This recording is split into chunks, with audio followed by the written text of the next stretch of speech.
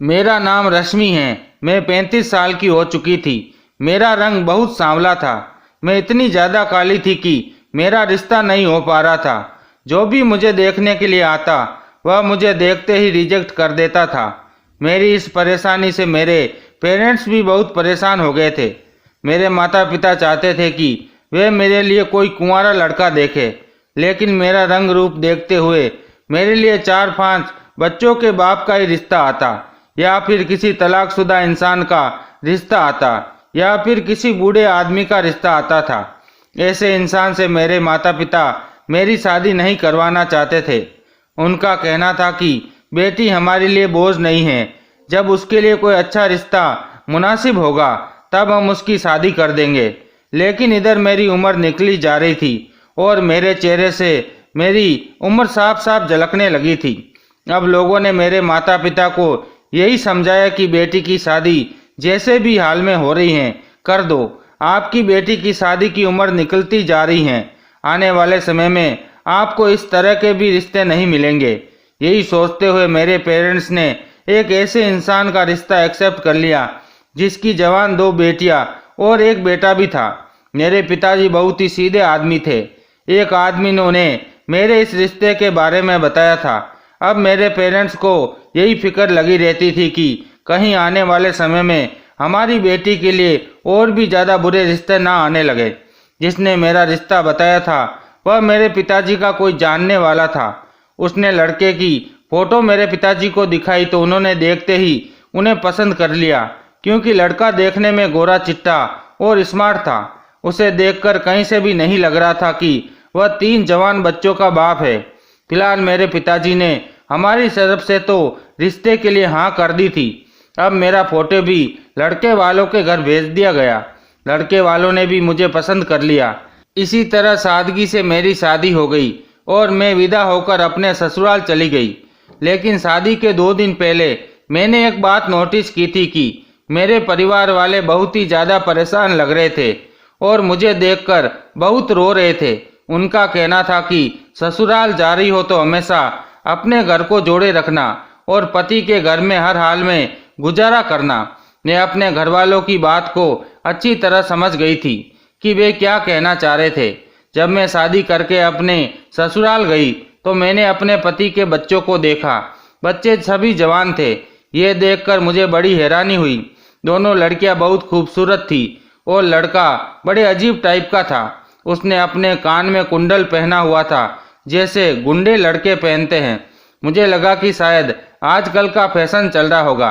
मेरे पति की माँ भी घर में मौजूद थी। लेकिन एक अजीब बात यह भी थी कि जब मेरा रिश्ता पक्का हुआ तो ये बात सिर्फ आदमियों के बीच ही चली थी। जब मेरे पति की माँ थी तो फिर वे मुझे देखने के लिए मेरे घर क्यों नहीं आई, और ना ही मेरी सास अपने बेटे की बहू को लेने के लिए मायके गई। मैं अपने पति के साथ मंदिर में सारी रस्में निभाने के बाद खुद ही मंदिर से सीधा अपने ससुराल आ गई थी। मेरी सास देखने में बहुत खतरनाक लग रही थी। ऐसा लग रहा था जैसे वह बहुत खतरनाक औरत है और आने वाले समय में मेरा जीना दुश्वार कर देगी। मुझे मेरे कमरे में भेज दिया गया। वहाँ मेरे पति आए और मुझसे अच्छे तरीके से बात करने लगे। मुझे अपना पति देखते ही पसंद आ गया था, इसलिए मैंने दूसरों की तरफ ध्यान नहीं दिया और यही सोचा कि मेरा पति तो अच्छा है, इसलिए मुझे दूसरों से कोई मतलब नहीं रखना चाहिए। मैं इस बात से बड़ी हैरान थी कि मेरे पति की उम्र लगभग 50 साल होगी, लेकिन उनके सारे बच्चे जवान थे जिनकी उम्र 25 से 30 साल थी। ये मुमकिन ही नहीं लग रहा था। मैं यहाँ आने के बाद बहुत कंफ्यूज हो रही थी और मेरा दिमाग चारों तरफ दौड़ रहा था।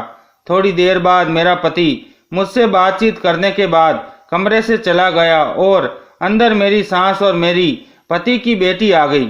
ये देखकर मुझे बहुत हैरानी हुई कि मेरे पति की दोनों बेटियां अभी कुंवारी थी, फिर भी वे मुझे मम्मी कहकर पुकारने लगी। मुझे बहुत अजीब लग रहा था। उसके बाद मेरी सास कहने लगी, चलो लड़कियों, तुम कमरे से बाहर जाओ, मुझे बहू से कुछ बात करनी है। वह औरत देखने में बहुत अजीब थी, मोटी सी, भद्दी सी और लाल लाल होठों वाली। ऐसा लग रहा था जैसे उसे पान खाने का शौक है। वह मुझसे कहने लगी, बेटी, इस घर में तुम्हें कभी किसी चीज़ की परेशानी नहीं होगी। तुम इन बच्चों को देख रही हो, इनको माँ का साया चाहिए था। इनकी माँ इन्हें बचपन में छोड़कर चली गई थी। तभी से मेरा बेटा बहुत परेशान रहने लगा था। हम लोगों ने उसे समझाया कि तुम दूसरी शादी कर लो। तुम्हारी दूसरी शादी करने से तुम्हारे लिए कोई अच्छा हमसफर भी मिल जाएगा और इन बच्चों को माँ की ममता भी मिल जाएगी। अब से तुम ही इन बच्चों की माँ हो।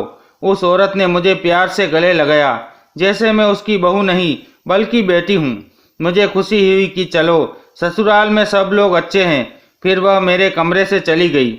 उन लोगों के जाने के थोड़ी देर बाद मेरा पति फिर से कमरे में आ गया और कहने लगा, तुम्हें मेरी बेटियां और बेटे का बहुत ख्याल रखना है और साथ साथ मेरी माँ का भी बहुत ख्याल रखना है। मैंने कहा, मैं बहुत हैरान हूँ कि आपके बच्चे इतने जवान हैं, आप इन बच्चों के पिता नहीं लगते।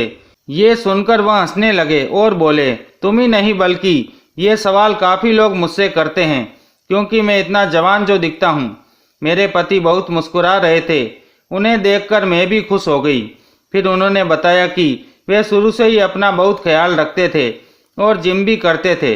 उन्होंने सारी जिंदगी जिम करने में गुजार दी, जिसकी वजह से वे इतने जवान नजर आते हैं। मैं उनके इस जवाब से बहुत इम्प्रेस हो गई। जब मेरे पति ने कहा, मैं तुम्हें भी जवान कर दूंगा, वक्त के साथ साथ तुम बूढ़ी होने की बजाय और भी ज़्यादा खूबसूरत हो जाओगी। मैंने अपने पति से कहा, मैं कैसे खूबसूरत हो सकती हूँ? कहाँ मैं काली सांवली और कहाँ आप गोरे चिट्टे। मेरे पति ने कहा, ऐसी बातें मत करो, तुम मुझे बहुत पसंद आ गई हो। गोरे काले से क्या होता है, इंसान की सीरत अच्छी होनी चाहिए। उनकी इतनी प्यारी बातें सुनकर मैं बहुत खुश हो गई। सुबह हुई तो दरवाजे पर दस्तक होने लगी। मैंने जाकर दरवाज़ा खोला तो मेरी सास सामने खड़ी थी। उनके हाथ में एक बड़ी सी ट्रे थी। वह मेरे लिए कमरे में नाश्ता लेकर आई थी। मैंने कहा, आपको परेशान होने की क्या ज़रूरत थी? फ्रेश होने के बाद मैं खुद किचन में आ जाती नाश्ता बनाने के लिए। मेरी सास कहने लगी, अरे नहीं नहीं बहू, नई बहू से इतनी जल्दी किचन का काम करवाना अच्छा नहीं लगता। मेरे पति भी सोकर उठे थे और हम दोनों ने साथ बैठकर नाश्ता किया। मैंने अपने पति से कहा, आज हमारी शादी का पहला दिन है, आज हम लोग कहीं घूमने चलते हैं। मेरे पति ने कहा, बताओ कहाँ जाओगी? मैंने कहा, मैं अपने मायके जाना चाहती हूँ। मेरे पति ने कहा, शायद तुम्हें ये बात पता नहीं, तुम्हें तुम्हारे माता पिता ने ये बात नहीं बताई कि तुम अपने मायके में किसी से भी नहीं मिल सकती। ये बात सुनकर मैं हैरान हो गई थी। मुझे लगा कि वह शायद मजाक कर रहे हैं। मैंने कहा, ऐसा नहीं हो सकता। मेरे पति कहने लगे, ऐसा ही है, अब तुम्हारी शादी यहाँ हो गई है, इसलिए तुम अपने किसी भी रिश्तेदार या अपने मायके वालों से कोई संपर्क नहीं रखोगी। अब मैं समझ गई थी कि यही वजह थी कि मेरे घर के सारे लोग शादी से कुछ दिन पहले बहुत परेशान नजर आ रहे थे और मुझे देख देख कर बहुत रो रहे थे। मेरी विदाई पर भी मेरा पूरा परिवार बहुत रो रहा था। तभी वे बातों ही बातों में मुझे ये बताने की कोशिश कर रहे थे कि अब हमारे और तुम्हारे बीच के सारे रिश्ते खत्म हो गए हैं। मुझे ये समझ नहीं आ रहा था कि क्या ऐसा करना कि ये शर्त मेरे माता पिता की थी या फिर मेरे पति की।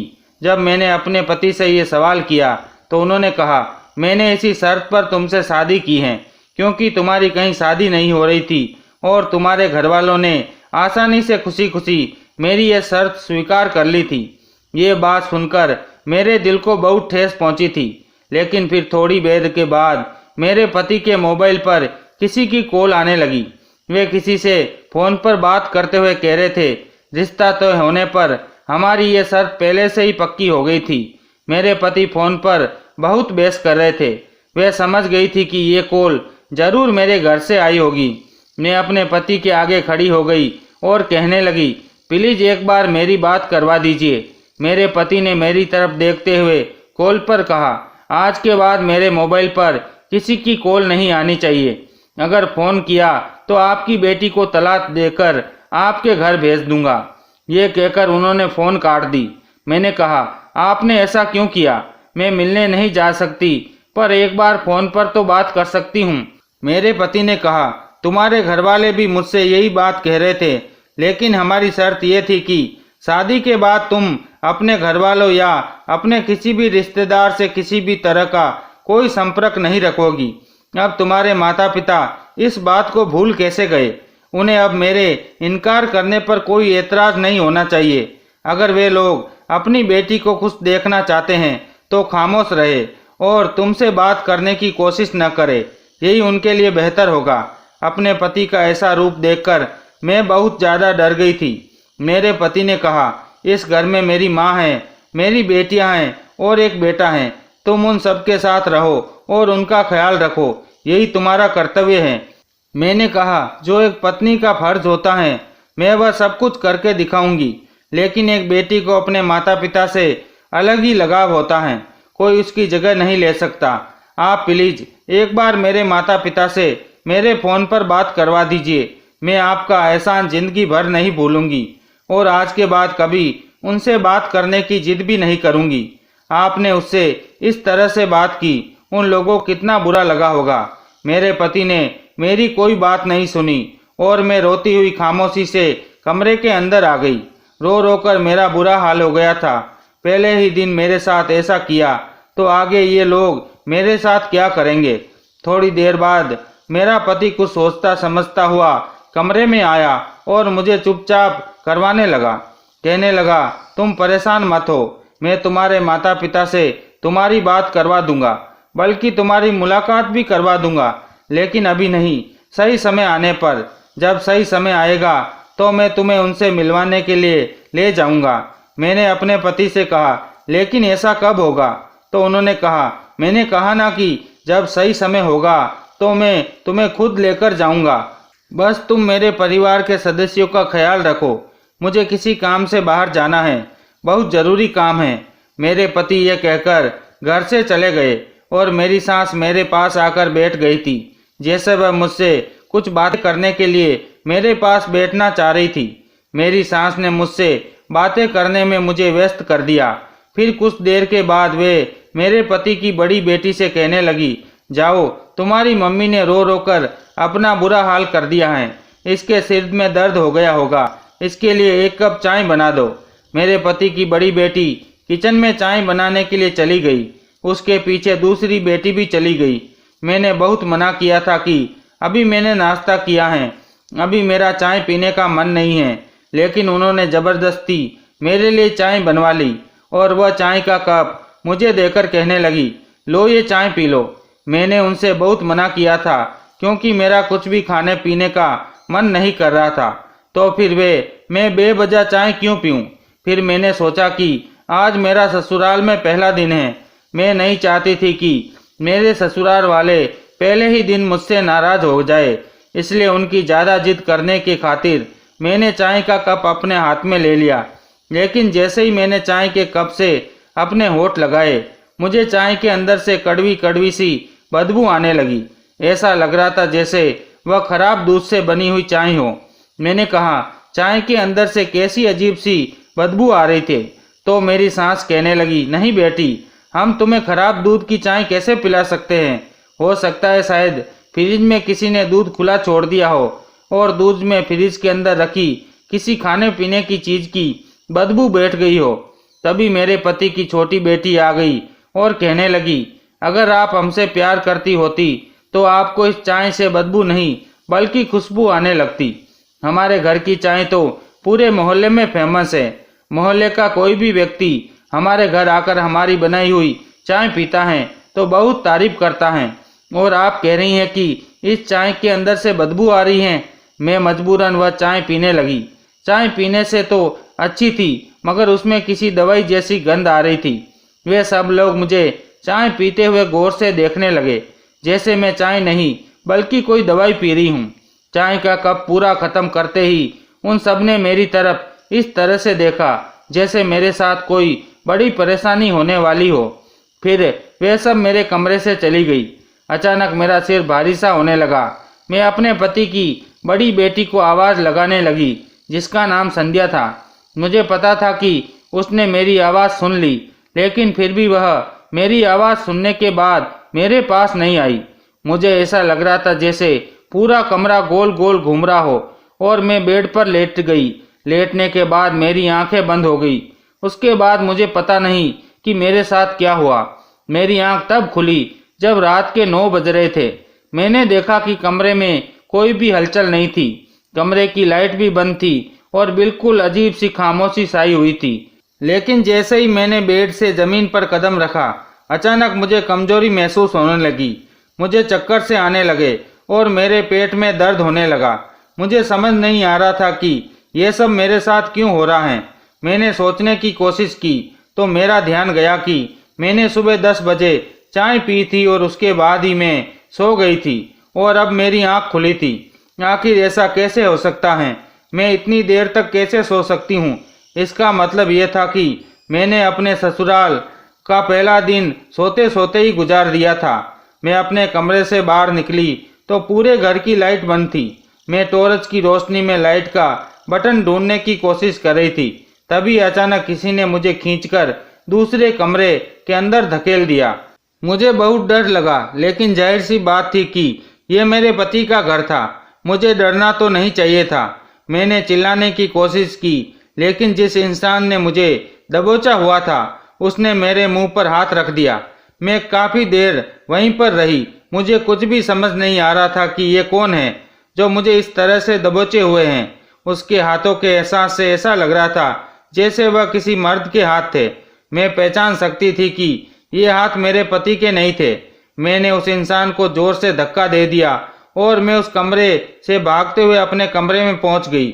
वो ना जाने कौन था और मेरे साथ ऐसा क्यों कर रहा था, जिसने मुझे कमरे में दबोच लिया था। हे भगवान, ये घर में क्या हो रहा है? ये घर मेरी सोच से भी ज़्यादा बड़ा था। वह एक हवेली की तरह बना हुआ था। अभी मैं नहीं थी और अपने कमरे के अलावा मैंने अपने ससुराल के घर को ठीक से भी नहीं देखा था। अब मुझे इस घर में डर लगने लगा था। मैं पहचानते हुए अपने कमरे में तो आ गई थी, क्योंकि मुझे अपने कमरे की अच्छी तरह से पहचान हो गई थी। मुझे किचन का रास्ता भी मालूम था और पता था कि कौन सा किचन है। टॉयलेट बाथरूम मेरे कमरे में ही अटैच थे। मैं बैठकर गहरी गहरी सांस ले रही थी। तभी अचानक कमरे के अंदर किसी के आने की आहट हुई। जैसे ही मैंने पलटकर देखा, कमरे की लाइट फौरन जल गई। मैंने देखा कि मेरा पति सामने खड़ा हुआ मुस्कुरा रहा था। उन्होंने मेरी तरफ देखा और कहने लगे, क्या हुआ तुम्हें? तुम इतनी डरी हुई क्यों हो? मैंने कहा, आप कहाँ गए थे? मैं डर गई थी। मेरे पति कहने लगे, अरे भाई, क्यों डर गई? ये मेरा घर है, कोई भूत बंगला तो नहीं कि तुम डर गई। मेरे पति अंदर आते हुए कहने लगे, मैं तो तुमसे कहकर गया था कि मुझे कुछ काम है, मैं थोड़ी देर में आ जाऊंगा, पर जब मैं आया तो तुम सो रही थी।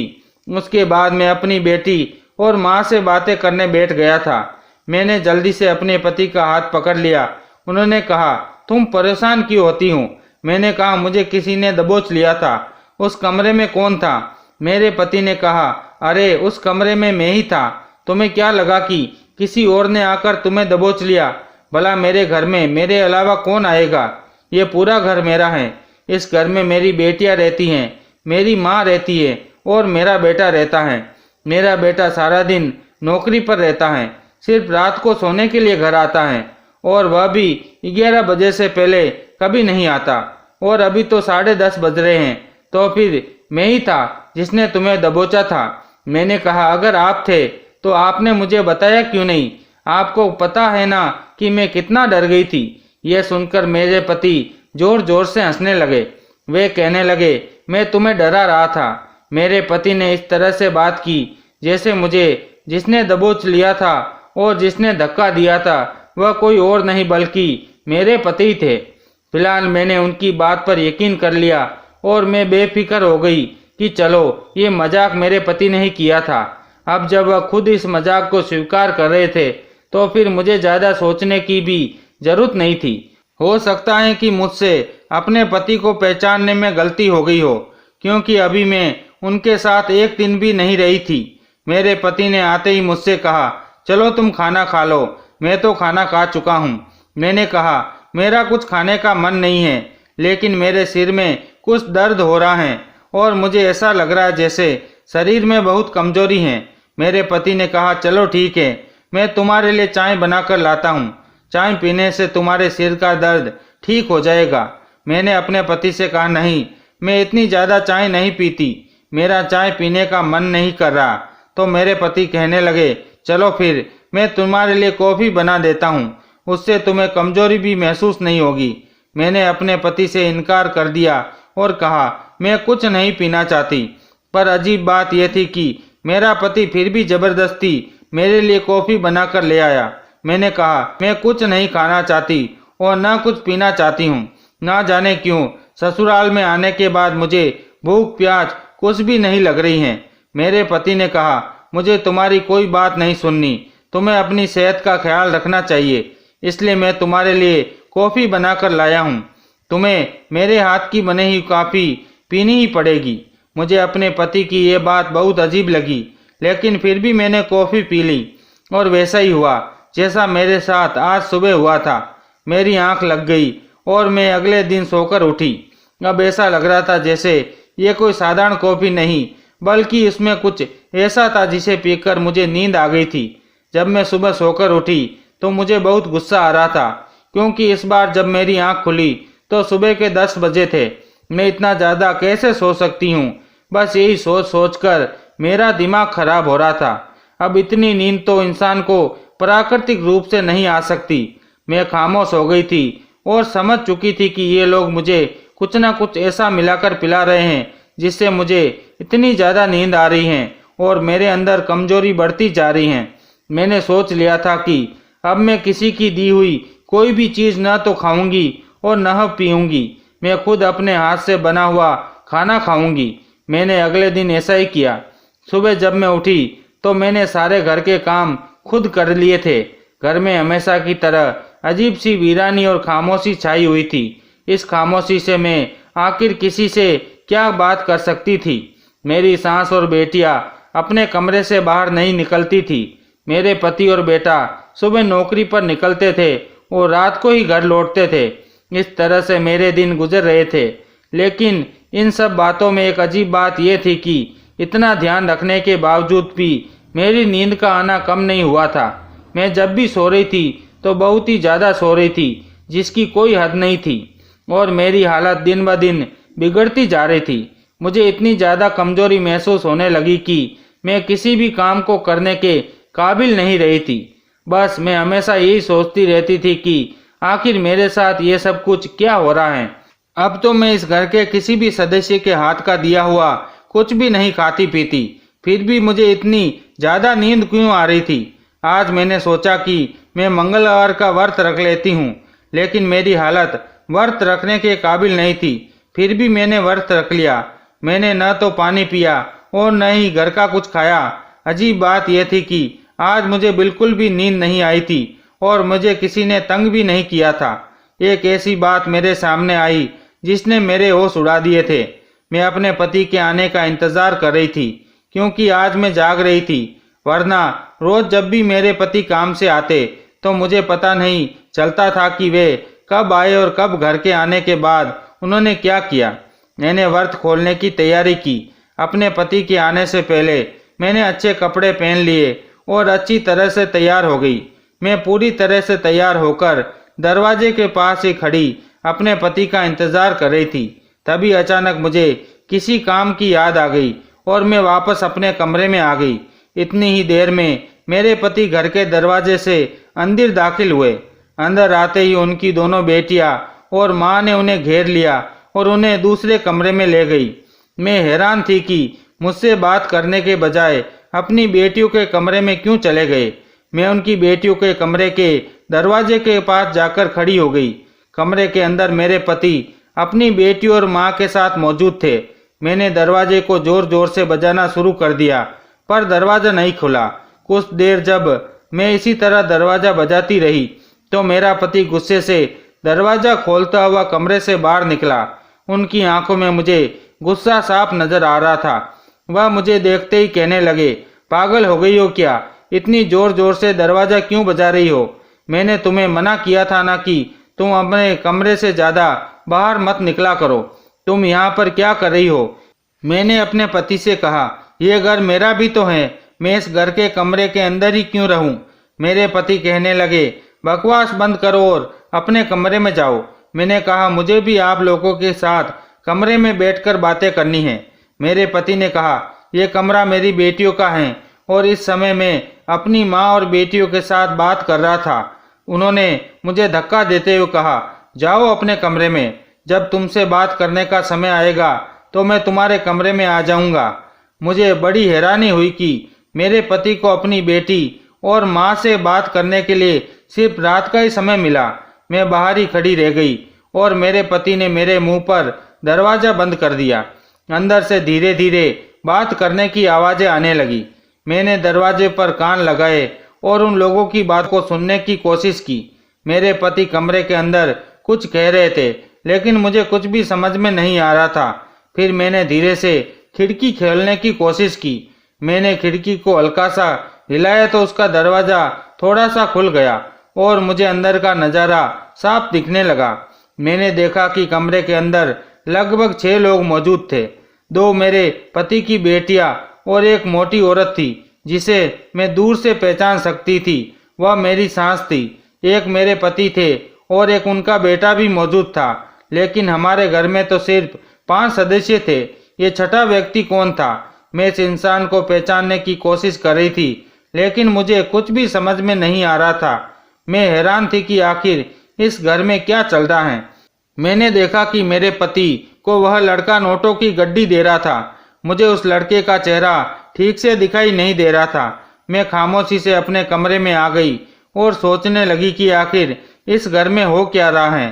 तभी थोड़ी देर बाद मेरे पति कमरे के अंदर आ गए और मुझसे प्यार से बात करने की कोशिश करने लगे।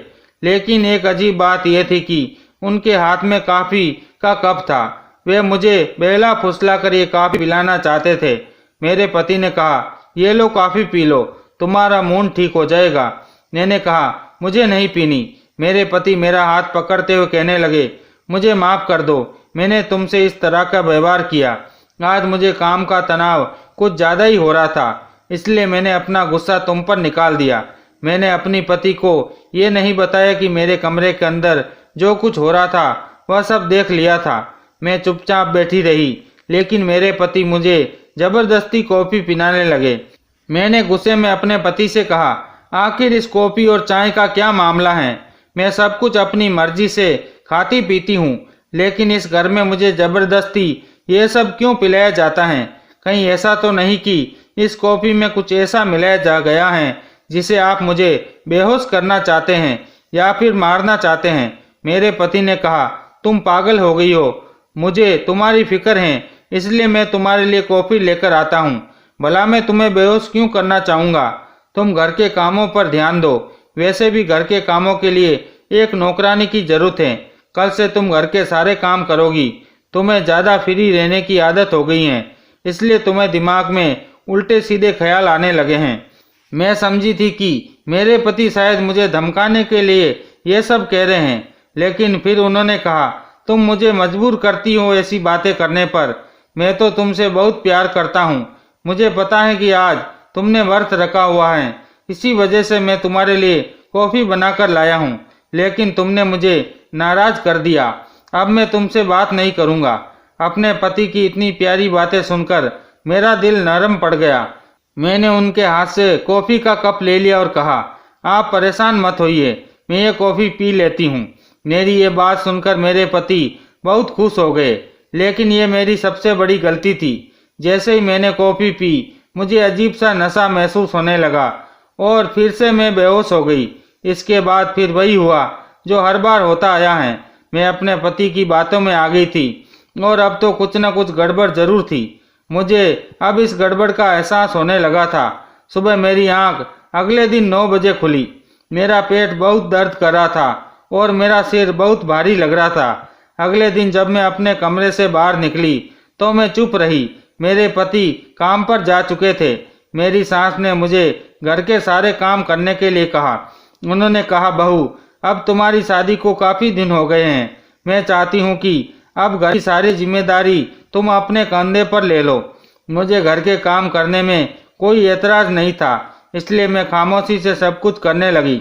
मेरे पति की दोनों बेटियां जवान थी, लेकिन वे घर का कोई भी काम नहीं करती थी और मेरी सास भी एक तरफ बैठकर सिर्फ पान खाती रहती थी। उनकी नज़र मुझ पर ही रहती थी। मुझे वह औरत शुरू से ही बहुत अजीब लगती थी। इसे देखकर कहीं से भी नहीं लगता था कि ये मेरे पति की माँ है। एक दिन मैं कपड़े धो रही थी। मैंने देखा कि मेरे पति का बेटा मुझे अजीब अजीब नज़रों से घूर रहा था। उसे देखकर मुझे बहुत अजीब लगा, इसलिए मैंने अपने पेट को साड़ी से ढक लिया। आज मेरे पति के बेटे की छुट्टी थी और वह घर में ही मौजूद था। मैं किचन में खाना बना रही थी और मुझे एहसास हुआ कि जैसे किसी का हाथ मेरी कमर पर है। मैं घबराकर जैसे ही पीछे पलटी तो मैंने देखा कि मेरे पति का बेटा खड़ा हुआ था। वह मुझे देखते ही घबरा गया। उसके चेहरे का रंग उड़ गया था। मैंने कहा, तुम्हें क्या चाहिए और ये तुम कैसी हरकतें कर रहे हो? वह कहने लगा, मम्मी मैं तो कुछ भी नहीं कर रहा, मुझे एक गिलास पानी चाहिए था, इसलिए मैं किचन में आ गया था। मैं जा रहा हूँ। यह कहकर वह किचन से बाहर चला गया। मेरा शरीर पूरी तरह से कांप रहा था। न जाने इस घर का माहौल कैसा है।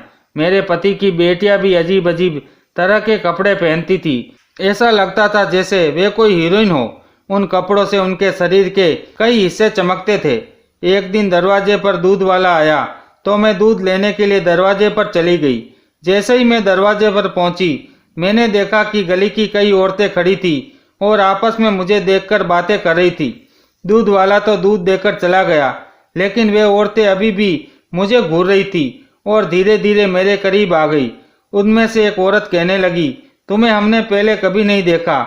इस घर में क्या तुम नई आई हो? मैंने कहा, आपका क्या मतलब है कि नई आई हूँ? मैं इस घर की बहू हूँ। मेरी बात सुनकर वे औरतें एक दूसरे को देखने लगी। उनमें से एक औरत हंसकर कहने लगी, अरे बहू, इस घर में न जाने कितनी बहुएं अब तक आ चुकी हैं। मैं उन औरतों से कोई सवाल करती, इससे पहले ही पीछे से किसी ने मेरा हाथ पकड़कर अंदर की तरफ खींच लिया। मैंने जैसे ही पलटकर देखा तो मेरी सांस ने मुझे अंदर की तरफ धकेल दिया। मेरे हाथ से दूध का बर्तन गिरने से बच गया, लेकिन थोड़ा सा दूध फर्श पर गिर गया। मेरी सांस ने जल्दी से दरवाजा बंद किया और अंदर से कुंडी लगा दी। वह मुझे घूरते हुए डांटने लगी और कहने लगी, मेरे बेटे ने तुमसे कितनी बार कहा है कि ज्यादा इधर उधर ताक झाक करने की जरूरत नहीं। अगर ये बात तेरे पति को पता चल गई कि तू दरवाजे पर खड़े होकर मोहल्ले की औरतों से बातें कर रही थी, तो तू नहीं जानती कि वह तेरा क्या हाल करेगा। मैंने कहा, मैंने ऐसा भी क्या गलत कर दिया? दूध वाला बहुत देर से दरवाजे की बेल बजा रहा था। किसी को आवाज नहीं आ रही थी, इसलिए मैं दूध का बर्तन लेकर दूध लेने चली गई। और आप मुझसे इस तरह क्यों बात कर रही हैं? मैंने कोई पाप तो नहीं कर दिया मोहल्ले की औरतों से बातें करके। उस दिन मेरी सास ने बहुत हंगामा किया था। अब मुझे इन लोगों पर शक होने लगा था और मैं सोच में पड़ गई कि वे मोहल्ले की औरतें मुझसे क्या कहना चाहती थी, क्योंकि वही मोहल्ले की औरतें थी जो मुझे इस घर के बारे में सब कुछ बता सकती थी। मैंने मौका देखकर मोहल्ले की एक औरत से बातचीत करने की कोशिश की। मैं बहाने से छत पर चली गई। उस समय घर के सारे लोग सो रहे थे। छत पर जाने के बाद मैंने घर के सामने वाली छत पर पत्थर मारना शुरू कर दिया ताकि कोई बाहर देखने के लिए आए और मैं उससे बात कर सकूं। मेरे पत्थर मारने पर एक औरत खिड़की से झांकने लगी। मैंने तभी उसे आवाज लगा दी और बहाने से उसे छत पर बुलाया। वह औरत अपने छत पर आ गई। हमारे छत की और सामने वाली घर की छत आमने सामने ही थी, क्योंकि हमारे घर भी आमने सामने थे। मैंने उस औरत से कहा, आज तुम गली में खड़ी होकर मेरे बारे में कुछ बातें कर रही थी और मुझे कुछ बताने की कोशिश कर रही थी। मैं इस बारे में सब कुछ जानना चाहती हूँ। प्लीज मुझे बता दो। मैं यहाँ रहते हुए बहुत परेशान हूँ।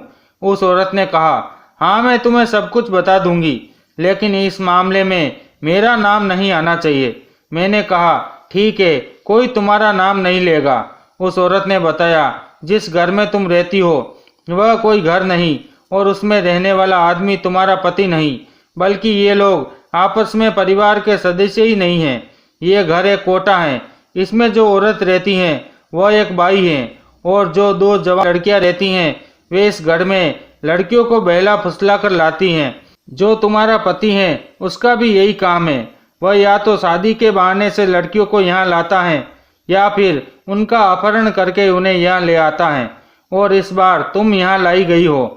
हम कई बार इन लोगों के खिलाफ केस कर चुके हैं, लेकिन ये लोग हर बार पुलिस को ज्यादा पैसे देकर भगा देते हैं। और मोहल्ले के लोगों को किसी न किसी बात पर तंग करते हैं। मैंने कहा, इस घर में जो लड़का है वह कौन है? उस औरत ने बताया, वह तुम्हारे पति का बेटा नहीं बल्कि एक बाई का बेटा है। उसका ये काम है कि वह लड़कियों पर नज़र रखे ताकि वे कभी भाग न जाए। यहाँ हर महीने एक लड़की को किसी न किसी बहाने से लाया जाता है। मैंने कहा, अच्छा, यहाँ लड़कियों को लाने के बाद उनके साथ क्या किया जाता है? उस औरत ने कहा, तुम बिल्कुल पागल हो, तुम्हें नहीं पता कि तुम्हारे साथ क्या हो रहा है? मैंने कहा, मुझे नहीं पता। उसने कहा, यहाँ जो लड़कियाँ आती हैं उसके शरीर को बेचा जाता है। यह सुनकर तो मेरे पैरों तले से जमीन खिसक गई। उस औरत ने कहा, ये लोग बहुत खतरनाक है। ये लोगों के सामने सीधे बनने की एक्टिंग करते हैं, लेकिन इनकी असलियत हम लोग जानते हैं क्योंकि हम इस मोहल्ले में रहते हैं। यहाँ जो लड़कियाँ आती हैं उसे किसी न किसी तरीके से बेहोश कर दिया जाता है और रात को उसकी कीमत लगाई जाती है। जब तक वह लड़की बेहोश रहती हैं उसे कुछ पता नहीं चलता और उसके साथ रात भर क्या होता है। मुझे पसीने छूटने लगे। आखिर ये औरत यह सब कुछ क्या कह रही थी? ये औरत सारी बातें सच कह रही थी। उसने मुझसे कहा, तुम मुझे अच्छी लगती हो इसलिए कह रही हूँ, जितनी जल्दी हो सके यहाँ से भाग जाओ, वरना ये लोग तुम्हें कहीं का नहीं छोड़ेंगे। मुझे अब समझ आ चुका था कि ये मेरा कोई ससुराल नहीं था बल्कि ये एक गैंग है जो लड़कियों को बेवकूफ़ बनाकर उनकी कीमत लगाता था और इस तरह से अपना धंधा चलाता था। मैंने ठान लिया था कि अब ये सब कुछ सहन नहीं करूँगी। मैं अपने कमरे में गई और चुपचाप अपने पति का फ़ोन उठाकर पुलिस को कॉल कर दिया। मैंने पुलिस को सारी बातें बता दी।